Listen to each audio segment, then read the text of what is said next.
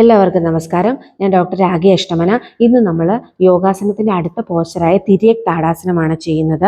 ഇതിനായിട്ട് ശ്വാസം ഉള്ളിലേക്കെടുത്ത് കൈകൾ മുകളിലേക്ക് ഉയർത്തി കൈ കോർത്ത് ശ്വാസം വിട്ടുകൊണ്ട് വലതുവശത്തേക്ക് ചെരിയുക.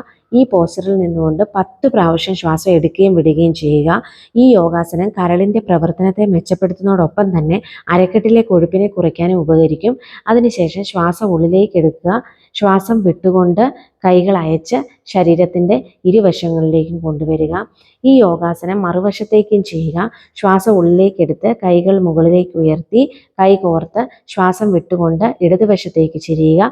ഈ പോസ്ചറിൽ നിന്നുകൊണ്ട് 10 പ്രാവശ്യം ശ്വാസം എടുക്കുകയും വിടുകയും ചെയ്യുക. ദിവസവും ഈ യോഗാസനം 5 പ്രാവശ്യം ചെയ്യണം. നേരത്തെ പഠിച്ച താടാസനവും ദിവസവും ചെയ്യുക. അതിനുശേഷം ഈ കൈകൾ അയച്ച് ശ്വാസം വിട്ടുകൊണ്ട് ശരീരത്തിൻ്റെ ഇരുവശങ്ങളിലേക്കും കൊണ്ടുവരിക. മറ്റൊരു യോഗയുമായി അടുത്ത വീഡിയോയിൽ. നന്ദി, നമസ്കാരം.